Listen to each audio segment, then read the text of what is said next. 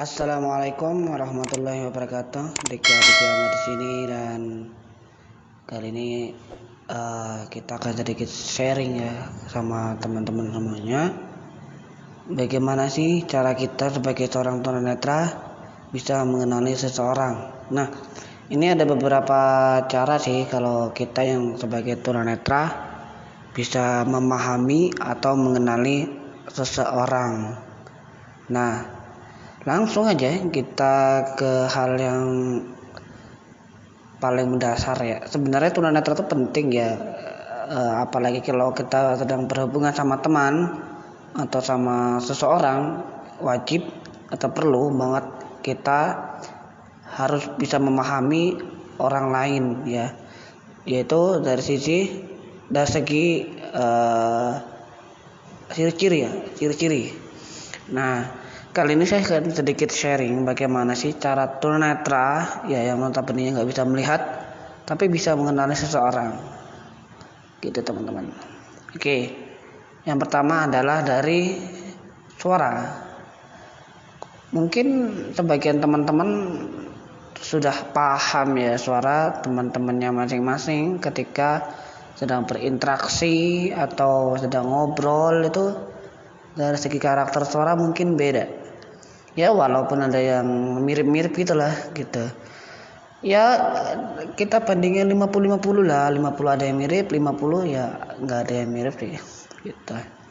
Nah, itu biasanya sangat umum ya teman-teman tunanetra bisa memahami seseorang dari karakter suaranya, entah itu suaranya lembut, suaranya tegas, suaranya cempreng, suaranya kecil, dan lain sebagainya.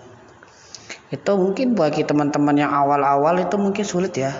Tuh, kok ini suaranya kok mirip ya. Sebagai pengalaman aja teman-teman ya, saya pernah ngobrol sama sepupu ya. Suaranya tuh kalau dari pendengaran saya ya itu mirip gitu. Jadi saya sering salah manggil nama gitu. Misalkan namanya si A, nyatanya nama si B gitu kan. Nama si B ternyata dia si A gitu. Jadi itu memang perlu pembiasaan aja teman-teman. Karena kalau ketika kita mendengarkan suara yang mirip, nah itu yang menjadi faktor kesulitan kita ketika kita memahami seseorang. Nah, itu mungkin yang pertama umum ya, teman-teman sudah paham ya dengan mengenali seseorang lewat suara. Yang kedua adalah bau-bauan, atau kalau mungkin teman-teman mungkin bau badan ya, bau badan, parfum gitu teman-teman. Atau mungkin kalau teman-teman berkunjung ke rumahnya, mungkin bau rumahnya, bau lingkungannya gitu ya. Tapi kali ini saya akan ngomongin bau badan orang tersebut atau parfumnya deh. Kan setiap orang kan bau badannya kan beda ya. Ada yang wangi, ada yang kurang wangi teman-teman. Nah, mungkin itu bisa menjadi penanda ya buat mengenali seseorang selain suara ya. Bisa lewat bau-bauan. Ya mungkin dia misalkan nih dia pakai parfum nih, baunya lembut. Orang ini kebiasaannya pakai parfumnya ini. Terus dia bau badannya seperti ini. Ini bisa jadi patokan teman-teman. Gitu teman-teman. Nah, saya ada pengalaman ketika ada orang baru dan parfumnya itu khas banget, gampang banget kenali. Kecuali, nah ini ada buat teman-teman yang sekali-kali ketemu terus lebih nggak pernah ketemu lagi. Nah, itu memang nggak sulit teman-teman. Itu biasanya buat teman-teman yang terinteraksi ya, seperti guru misalkan nih, guru, sahabat, orang tua, adik, kakak, dan yang lainnya lah ya gitu teman-teman. Bau-bau itu menjadi penanda utama juga sih, selain pendengaran, selain suara itu teman-teman. Itu bisa menjadi patokan juga gitu. Nah, bau juga tuh jangan heran kalau misalnya nih kita lagi berinteraksi dengan tunanetra nih, dia tahu-tahu manggil nama kita. Contoh nih, Mas Saiful ya. Loh, kok tahu? Nah, kemudian itu mendapatkan pertanyaan seperti itu, kok tahu gitu. Nah, itu biasanya faktornya dari suara teman-teman. Suara satu dan parfum yang dia pakai. Saya alhamdulillah bisa mengenali orang itu dari suara maupun dari parfum tanpa menanyakan ya, ini siapa ya? Kecuali ya mungkin kalau suaranya agak beda atau berubah gitu, nah itu perlu tanyakan kembali gitu. Kalau kok suaranya beda gitu, padahal orangnya sama tapi suaranya beda gitu teman-teman. Dan Alhamdulillah kalau dari segi bau-bauan saya lumayan bisa sih, peka juga sama bau-bau orang itu, jadi cepat menghafalnya ya. Mungkin kalau mirip-mirip ya emang agak susah sih kalau mirip-mirip itu, tapi alhamdulillah rata-rata bisa sih. Mungkin kalau nggak dari parlokan, dari bau parfum, dari bau badannya gitu. Gitu teman-teman. Mungkin kalau nggak bisa dari bau-bauan, kita bisa dari yang ketiga ini nih. Tips yang ketiga adalah dari gerak-gerik atau tingkah lakunya. Mungkin dia kalau berjalan tuh tanahnya bergetar, dik dik dik atau gimana ya, seperti ini nih. Seperti ini. Misalkan nih teman-teman dengarkan ya. Pas belum berjalan kan akan berbunyi seperti ini. Nah, gitu kan. Nah, itu bisa menjadi penanda juga teman-teman. Mungkin kalau dia tuh berjalan tuh apa ya, ada kekhasannya masing-masing lah. Itu biasanya bisa kita kategorikan yang levelnya agak tinggi ya. Itu biasanya untuk teman-teman yang sudah akrab ya, ataupun yang sudah kenal lama, atau yang sering berinteraksi sama kita, itu bisa kita sebagai penanda. Kalaupun bau sama suara pun kita kurang peka.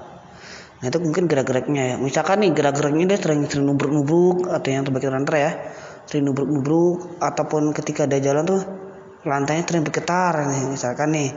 Atau sebagai penanda yang lain teman-teman, misalkan dia berjalan tuh nggak apa ya, ada kekhasannya masing-masing teman-teman ya. Mungkin teman-teman lebih paham ya dengan teman-teman atau sahabat teman-teman atau keluarga teman-teman sendiri gitu teman-teman.